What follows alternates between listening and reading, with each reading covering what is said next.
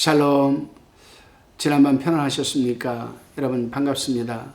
오늘 하루도 하나님의 말씀을 사모하면서 여러분 이 하나님 말씀 듣기 위해 여러분 이 화평방송 민충만 목사 강의 큐티에 여러분 시간을 드리는 여러분에게 하나님의 크신 축복과 성령의 감동이 이 시간 함께 하시기를 바랍니다. 오늘은 에스겔서 13장 1절로 23절의 말씀을 가지고 거짓 목자를 경계하자라는 주제로 말씀을 드립니다. 본장에서는 거짓 예언자들이 심판에 대해서 기록하고 있습니다. 당시 거짓 선자들로 말미암아 유다 온 백성들이 하나님 품으로부터 등을 돌릴 정도로 그들의 영향력은 참 컸습니다. 여러분 오늘날도 그렇죠. 오늘날도 이 거짓 사건 목자들이 얼마나 많은지 모르고 그들을 추종하는 세력도 참으로 많습니다. 여러분. 그들의 영향력이 상당히 큰 거죠. 여러분. 제가 알고 있는 한 권사님이 계십니다. 그 권사님은 여러분 잘 들으셔야 됩니다. 그 권사님은 자기가 섬기는 교회를 17년을 섬겼는데에도 구원의 확신이 없었습니다. 그저 교회 나가서 점심 얻어먹고 구역예배 구역원들하고 함께 어울려서 커피 마시고 그게 다였었어요. 그 이상 그 이하도 없었습니다. 그러던 어느 날 그는 잘 아는 여러분 이 권사로부터 참 생명의 말씀을 우리가 들어가자. 이래서 서울 대림동에서 상계동까지 자가용을 가지고 매일 쫓아다녔습니다. 성경 공부를 통해서 그는 점점 이런 데도 있구나. 가서 예배 생명의 말씀이 막 쏟아지는 거예요. 막 너무 가슴이 막 뛰었습니다. 결국에 거기에 빠져들고 말았습니다. 나중에는 남편과도 연락이 안 되고 아들과도 연락이 안 되고 며느리와도 연락이 안 됩니다. 저한테 아들이 전화가 왔습니다. 목사님 어머니 좀 찾아주십시오. 살려주십시오. 우리 어머님. 결국에 어떻게 해서 그 권사님하고 통화가 됐습니다. 모르는 척하고 권사님 오래간만인데 차 한잔 합시다. 왜 갑자기 전화하셨어요 목사님? 아니요 권사님 보고 싶어서 좀 만납시다. 그래요 목사님 성공이다. 아들에게 얘기를 했습니다. 그러고서 만났습니다. 동대문에서 만났습니다. 이미 세뇌가 될 대로 다 됐어요. 이걸 어떻게 해야 되나. 그때 저는 성령께서 권사님 살이 많이 빠지셨네. 네, 요즘 열심히 훈련받고 있어서요. 무슨 훈련이요? 말씀 훈련이죠. 그래서 그래요. 권사님 말씀 훈련 받는 것도 좋고 다 좋은데 한 가지만 물어볼게요. 권사님 천국 들어갈 수 있겠습니까? 들어가죠. 그전에는 그런 자신이 없었는데 요즘은 천국 들어갑니다. 자신이 있어요. 그래요. 안 되겠다. 이대로 가야 돼. 그래서 제가 권사님 여기 지금 다니고 있죠. 어떻게 깜짝 놀라는 거예요. 아들 오라 했습니다. 며느리도 왔습니다. 며느리가 어머니 결국에는 집까지 데리고 왔습니다. 그날 저녁에 이 사람을 내가 오늘 돌이키지 못하면 이 사람은 영원히 죽을 수도 있다는 생각에 양복을 벗어놓고 넥타이를 벗어놓고 권사님 우리 맛있는 거 좀 시켜 먹읍시다. 그러고서는 중화요리를 시켜서 먹고 나서 장장 4시간 동안 성경을 가지고 강론을 했습니다. 그때서야 조금 고개를 갸우뚱해요. 안 되겠다. 더 깊게 들어가자. 그래서 그 섬기고 있는 그 단체의 교리와 우리 교리를 하나하나 대조를 하면서 신구약의 통일성과 구속사에 대해서 제가 목사님 나 어쩌면 좋아요. 참 이미 거기다가 돈도 많이 갖다 주었고 남편 몰래 대출 받아 갖다 주었고 난리가 났습니다. 결국에는 그분이 알고 봤더니 4명을 또 끌고 들어갔더라고요. 그 4명 또 다 연락을 해서 만나서 결국에 그들이 거기서 나오게 됐습니다. 그리고 지금은 동문교회를 섬기고 있습니다.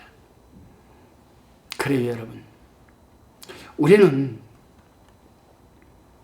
이 사건 목자, 거짓 목자, 굉장히 우리는 여러분 조심해야 됩니다.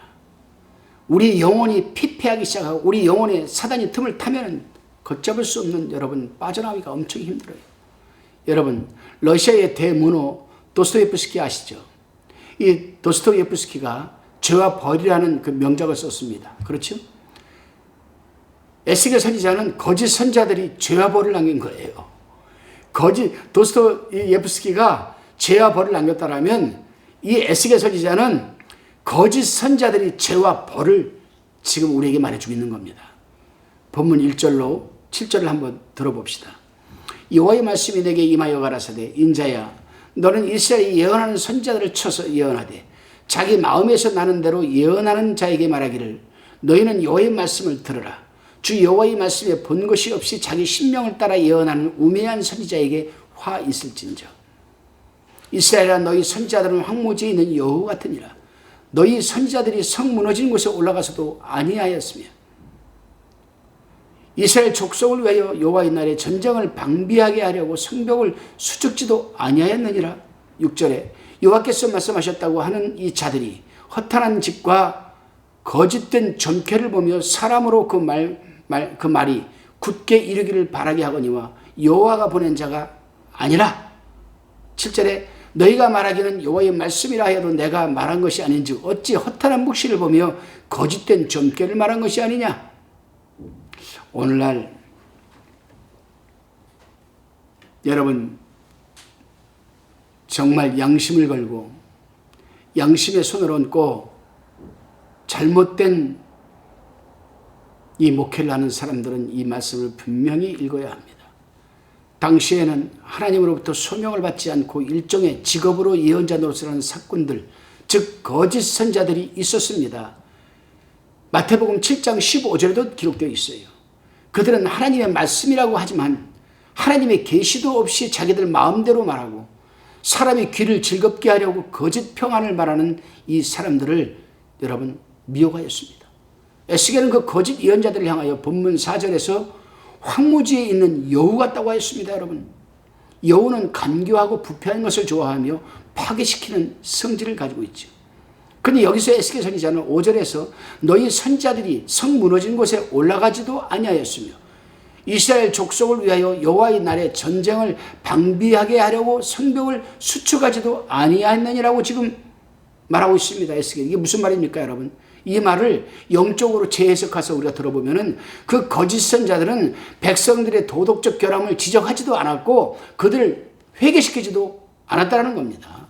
오히려 맞장구 치면서 그들의 가려운 곳을 긁어주고 평안이다 평안이라 했다는 얘기입니다. 여러분 그렇습니다. 오늘날도 주의 종들이 성도들이 교회를 떠나갈까 봐 도덕적 결함을 권면하지도 않고 회개시키지도 않는다면 그 또한 사꾼 목자나 다름이 없는 것 아니겠습니까? 그러기에 주의 종들은 부지런히 양떼들 즉 성도들을 보살피며 인도하되 양들이 낭떠러지나 위험한 곳으로 가면 이끌어내야 하는 그런 여러분 사명을 가져야 합니다. 이 과정에서 주의도 줘야 하고 권면도 해야 하고 회개하도록 해야 할 것 아니겠습니까? 그렇게 하지를 못하면 신앙은 안중에 두지 않고 좋은 운수만 말하여 주는 점쟁이들과 다를 바가 무엇이 있겠습니까, 여러분? 요즘 흔히 종종 제 귀에 그런 말들이 들어와요. 목사님, 어디 저기 어디 가면은 1시간, 2시간, 3시간 기도 돌파하면은 기도가 올라가서 응답이 된다고. 그래서 수십 명, 수백 명이 모여서 3시간 기도 돌파를 한답니다, 밤새. 여러분, 우리 마음의 성전은 생지 않고 하나님의 말씀은 뒷전으로 하고 3시간 기도 돌파한다고 응답이 되겠습니까, 여러분? 기도도 두 종류의 기도를 드려야 돼요. 강청 기도를 했다라면 청강 기도도 할 줄 알아야 됩니다. 내가 하나님한테 강청한 기도를 드렸으면 이 기도에 대해서 하나님이 무엇라 감동을 주시고 무엇라 말씀하시는가 청강도 할 줄 알아야 됩니다. 하나님의 말씀을 많이 읽은 자들에게 말씀으로 청강이 올 것이고 응답이 불안으로 올 것이고 평안으로 올 것이고 근데 우리는 강청기도만 합니다. 3시간 동안 강청기도하면 뭡니까? 하나님이 말씀하시는 바를 듣지 못하는데. 다시 본문 8절로 16절까지를 살펴봅니다. 여기서는 거짓 선자들과 백성들에게 임할 징벌에 대해서 말하고 있습니다. 여러분. 그들이 받을 징벌은 공회에 들어가지 못하며 이스라엘 공동체인 호적에도 들어가지 못하며 이스라엘 땅에도 들어가지 못한다라고 지금 여러분 에스겔은 선포하고 있습니다. 그렇습니다. 여러분. 거짓 선자들이나 그 거짓 선자들의 말을 듣고 추종하는 백성들은 진정한 천국 백성들이 공동체에 들어가지 못하지요. 하늘나라 생명책에도 들어가지 못하며 궁극적으로 천국 땅에도 입성하지 못할 겁니다. 참으로 여러분 안타까운 일입니다. 잠깐의 세상살이에 빠져 영원한 영생의 도성에 들어가지 못한다고 하니 슬픈 일이죠. 비극일 수밖에 없는 겁니다. 우리는 잠시 나그네 같은 세상살이를 영원한 도성으로 들어가는 준비하는 여러분 과정입니다. 이 세상에 살아가는 것, 인생이 70, 80이라 했습니다. 수고와 슬픔이라고 했습니다. 그 수고와 슬픔이 무엇이냐? 영원한 우리가 도성에 들어가서 영원한 영생을 살아가는 삶의 준비 기간이에요. 과정입니다, 여러분. 그래서 에레미야가 아브라함이 그랬지 않습니까? 나는 나그네다. 나그네는 분명 고향을 가죠. 그 고향 가는 과정에서 얼마나 여러분 고생을 많이 하겠습니까? 다시 17절로 19절 한번 읽어봅니다. 너희 인자야, 너희 백성 중 자기 마음에서 나는 대로 예언하는 부녀들을 대면하여 쳐서 예언하여 이르기를 주 여호와의 말씀에 사람이 영혼을 사냥하고자 하여 방석을 모든 팔뚝에 꿰어매고 수건을 키나 큰 자나 작은 자의 머리를 위하여 만드는 부녀자들에게 화 있을진저 너희가 어찌하여 내 백성의 영혼을 사냥하면서 자기를 위하여 영혼을 살리려 하느냐. 너희가 두어 웅큼 보리와 두어 조각떡을 위하여 나를 내 백성 가운데서 욕되게 하며 거짓말을 고지듣는 내 백성에게 너희가 거짓말을 지어서 죽지 아니할 영혼을 죽이고 살지 못할 영혼을 살리는도다. 17절에 보면은 당시 거짓 예언자들 중에는 여자들도 아마 포함되어 있었던 것 같아요. 이들은 사람의 영혼을 사냥하려고 방석을 모든 팔뚝에 꿰어매고 수건을 머리에 얹는 일들을 하고 있었습니다. 또한 그들은 두어 웅큼 보리와 두어 조각 떡을 위하여 점을 치거나 예언을 하지만 때로는 점을 치는 이 도구로 사용되기도 하였습니다. 하나님께서는 그런 자들에게 화가 있을 것이라고 합니다. 여기 오늘 본문에 나오는 내용들을 보게 되면요. 두어 조각의 떡, 두어 웅큼의 보리 다 점치는데 사용되어진다는 거죠. 오늘도 그런 사람이 있지 않습니까? 무당들 보면 뭐 쌀매까지 쭉 뿌려가지고 그걸 보고 점을 맞추는 이게 참 기가 막힌 겁니다, 여러분. 그렇습니다. 사실 그 분열자들이 하는 것은 곧 점쟁이 무당들이 하는 짓이 다 거짓말이죠. 여러분 그 책 읽어보셨습니까? 홍성사 출판사에서 나온 여러분 이 김혜경 씨가 펴낸 주여 내가 사탄의 왕관을 벗었나이다. 그 책을 저는 참 은혜스럽게 읽었습니다. 제가 3번이나 그 책을 읽었는데 그 책을 읽어보면 무당들이나 점쟁이들이 하는 굿이나 점괘 다 거짓말이라고 합니다. 사기라고 밝힌 바가 있죠. 김혜경 씨가. 이 김혜경 씨는 예수 믿기 전에 학봉 대선사 박수무당으로 당문교를 세운 교주이기도 했습니다. 우리나라에서 최초로 무당 아카데미를 열어서 무당들을 가르친 무당들이 대부입니다. 이 김혜경 씨가. 그가 예수를 믿고 나서 전국을 돌면서 무당과 점쟁이들을 위선적이고 거짓이라고 간증을 하면서 하나님께 영광을 돌리기도 했습니다. 그런데 지금도 예수 무당짓이라고 다니는 무당 목사들이 너무나 많이 있습니다. 여러분. 무당 목사, 무당 예수, 예수 무당. 거짓으로 자기 생각을 갖고 하나님이 직통 계시라고 하면서 수많은 성도들에게 피해를 주고 가정을 파괴시키는 그런 무당 목사들을 우리는 조심해야 합니다. 그들의 목적은 오직 물질과 사람 모으는 것, 그 이상 그 이하도 아닙니다. 우리는 분별력을 갖고 거짓으로 예언 사역을 하는 자들을 조심해야 하고 가까이 하지 말아야 합니다. 여러분. 다시금 본문 20절로 23절을 우리가 한번 읽어봅니다. 그러므로 나 주 여호와가 말하노라. 너희가 새를 사냥하듯 영혼들을 사냥하는 그 방석을 내가 너희 팔에서 떼어버리고 너희가 새처럼 사냥한 그 영혼들을 놓으며 21절에 또 너희 수건을 찢고 내 백성을 너희 손에서 건지고 다시는 너희 손에 사냥물이 되지 않게 하리니 너희가 나를 여호와인 줄 알리라. 22절에 내가 슬프게 하지 아니한 의인의 마음을 너희가 거짓말로 근심하게 하며 너희가 또 악인의 손을 굳게 하여 그 악한 길에서 돌이켜 떠나 삶을 얻지 못하게 하였은즉 너희가 다시는 허탄한 묵시를 보지 못하고 전복도 못할지라. 내가 내 백성을 너희 손에서 건져내리니 너희가 나를 여호와인 줄 알리라 하셨다 하라. 아멘. 여러분, 장차 거짓 예언자들의 이 활동을 하나님은 벌하시겠다고 합니다. 끝까지 회개하지 않는 이 예언자, 거짓 예언자들은 필경 하나님이 주시는 벌을 받은 뒤에야 하나님께만 참 하나님이신 줄을 알게 된다고 합니다. 근데 사실 그래요, 여러분. 무당 노릇하다가 목사 된 사람 많습니다. 많아요. 남자도 있고 여자도 있고 참 많습니다. 여러분, 그렇습니다. 거짓 예언자들은 결국 무당 대부 김혜경 씨처럼 큰 화를 당하고 나서야 하나님이 무섭고 두려우며 오직 하나님 한 분만이 참 신이라는 것을 깨닫게 되는 것이죠. 사실 기독교 역사를 보면 그 어느 시대나 그런 거짓 선자들은 존재해 왔고 지금도 존재하고 있으며 앞으로도 주님이 오실 때까지 그들은 활동을 할 겁니다. 그러나 그들의 결말을 보면 하나같이 다 비참하게 죽었다는 사실, 병들어 죽었다는 사실, 사고로 죽었다는 소식을 듣게 됩니다. 우리는 일말의 양심도 없이 사람의 영혼을 파괴시키는 그런 자들을 수용하거나 용납해서는 여러분 절대로 안 된다는 겁니다. 기도드리시겠습니다.